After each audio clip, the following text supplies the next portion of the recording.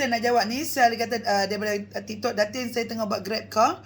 Doakan ramai customer hari ni. InsyaAllah. Start your day. Of course, kita baca Al-Fatihah untuk diri kita, mak bapak kita. Dan always baca La ilaha illa anta subhanaka inni kuntu minas zalimin.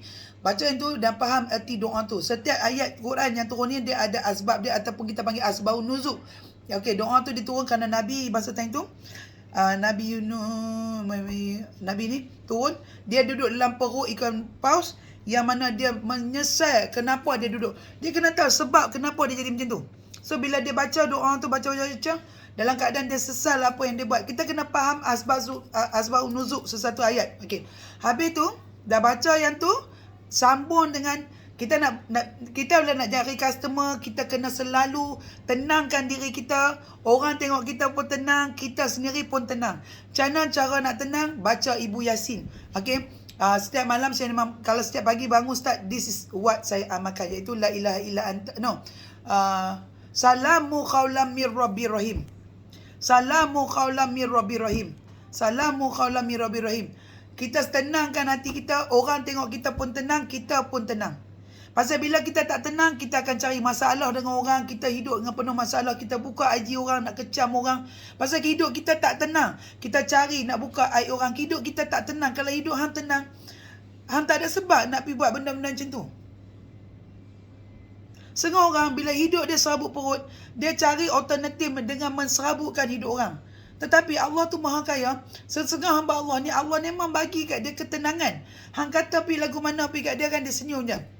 Senyum, tak perlu kata apa-apa, dia jalan terus. So simple je. Kalau kita tak ada ketenangan dalam hidup kita, kita tengok balik macam mana saya nak tahu ketenangan tu adalah hidup saya ke tak. Rezeki ni dari Allah. Rezeki ni dari Allah. Bila rezeki ni daripada Allah, kalau rezeki tak mai kat kita, maksudnya hubungan kita dengan Allah cukup tak elok. Nak jadikan hubungan kita elok dengan Allah, dia link dua benda. Hablum minallah dengan hablum minannas kena link together. Nak masuk syurga, nak apa pun, kalau kita nak Allah nampak kita nak ambil hati Allah ni, kita buat ayat macam tu lah, nak ambil hati, kita kena jaga hablum minallah, hablum minannas. Kita semayang tungin tu balik, tutup aurat sampai nampak jari kuku je. Tetapi masuk IG orang kecam, masuk IG orang kecam, masuk live orang kata ke orang, buka aib orang.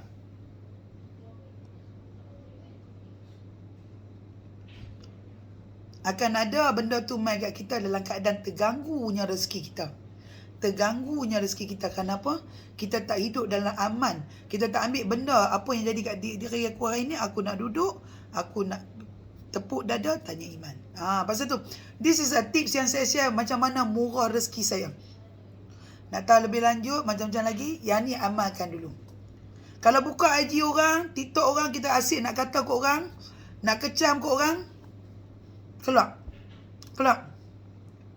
Pasal apa? Orang tu takkan jatuh. Pasal jatuh atau naiknya dia kerana Allah. Orang tu takkan jatuh. Okey? Yang jatuh kita. Rezeki macam-macam kita kata ada. Jangan beli Quran Ar-Rayyan.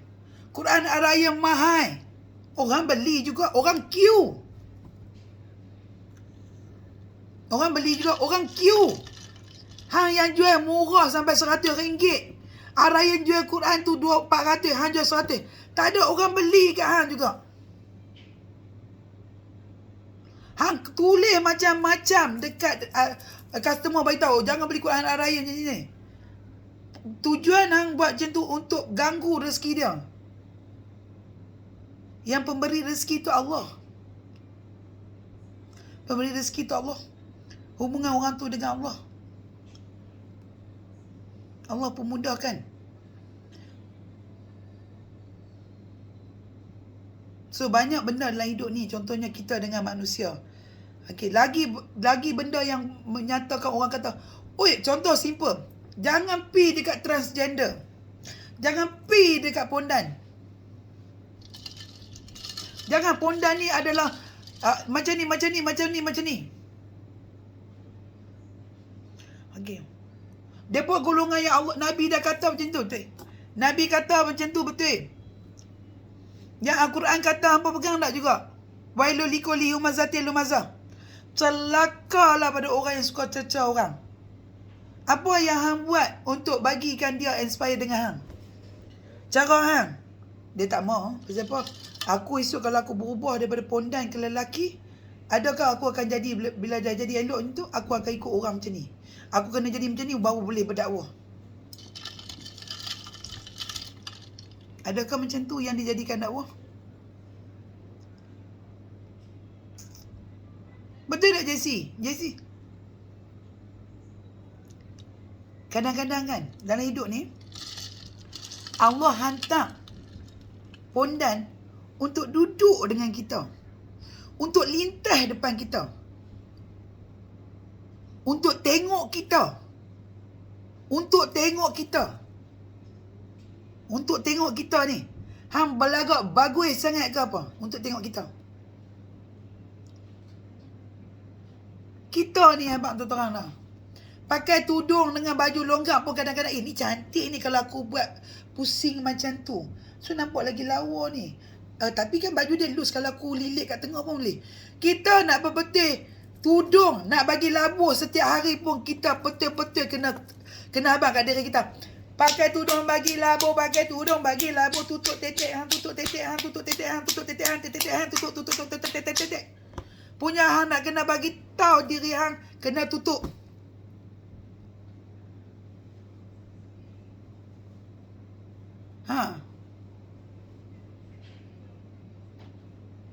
Pun kadang-kadang kita tak boleh tutup. Betul-betul. Kadang-kadang dia buat agak pusing terlebih sikit. Dia bagi naik sikit ni, nak bagi nampak buah rantai dia. Tu yang dia dalam duk pakai tudung elok tu.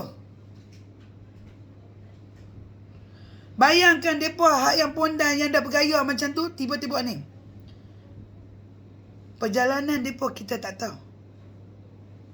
Tetapi kan, alangkah sedihnya. Tukar. Alangkah manisnya hatiku param-param. Kalau kita dapat jumpa orang-orang macam ni dan kita duduk dengan dia, kita duduk dan bayangkan kalaulah aku yang dijadikan macam tu atau anak aku jadi macam tu, macam mana apa aku nak buat? Apa yang aku nak berdepan orang? Macam mana? Atau diri aku sendiri, macam mana aku nak buat ni? Pernah tak kita rasa? Tak pernah. Ada tak cara aku yang kau buat kat dia yang dia rasa? Rupanya ada, rupanya golongan-golongan yang fashionista, buat yang juga pakai tudung elok, yang juga jual Quran macam ni.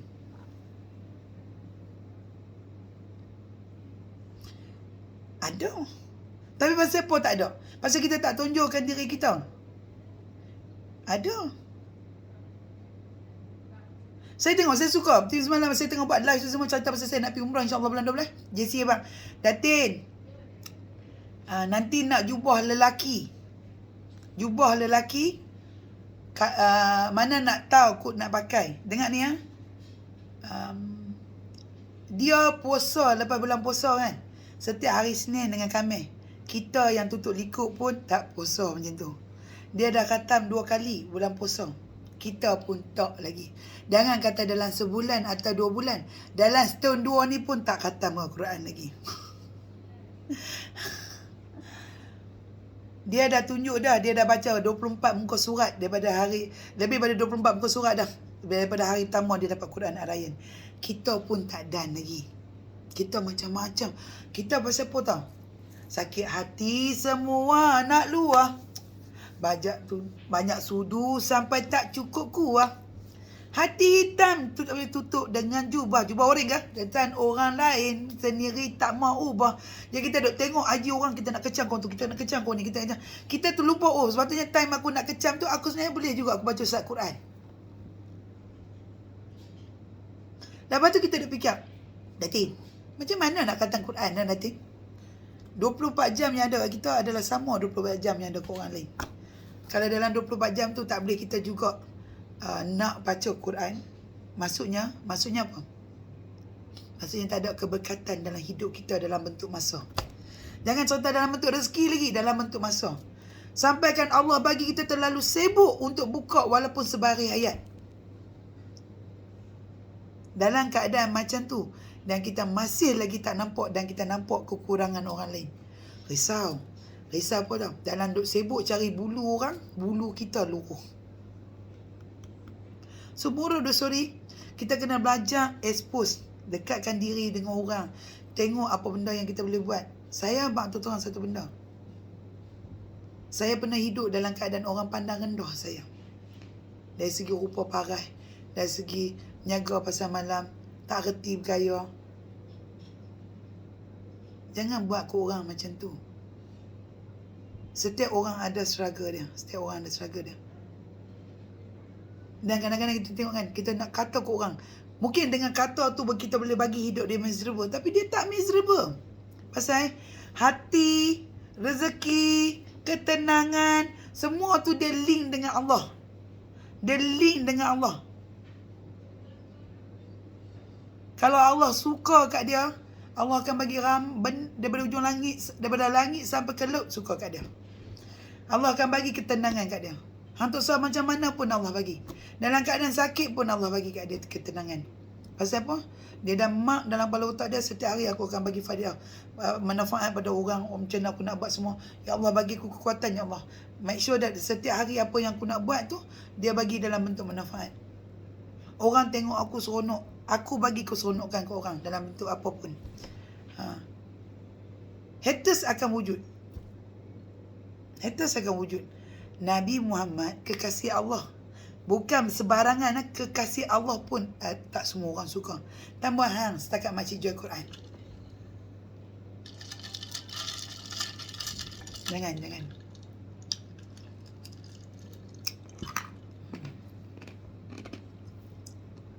Berlapang dada dengan siapa pun kita jumpa.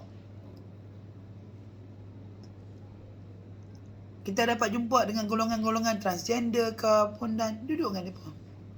Kita ada cerita.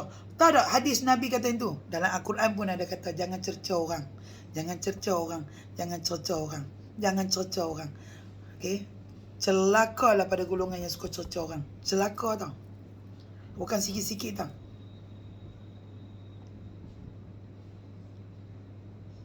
Dia yang buat lagu lain, yang kita cerca ni, ada bahagian kita. Pasal tu kita kata apa? Alah, pakai macam tu. Riak. Riak ni kedudukan dia dalam neraka. Betul. Kita dah nampak dia riak lah. Kedudukan dia dalam neraka. Yang kita ni hasad. Hang tak tahu kursi hang dengan kursi dia sama-sama duduk dalam neraka ke? Sama. Ada kursi ke datin? Mana nak tahu recline ke?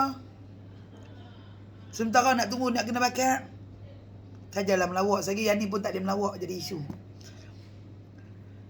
Hasad pun duduk dalam neraka. Saya tak ada dengki lah dengan dia datin. Betul? Kalau tak ada dengki, pasal apa yang hang sakit hati tengok dia? Hang nak kata je kat dia. Pasal apa? Dengki lah tu, hasad lah tu.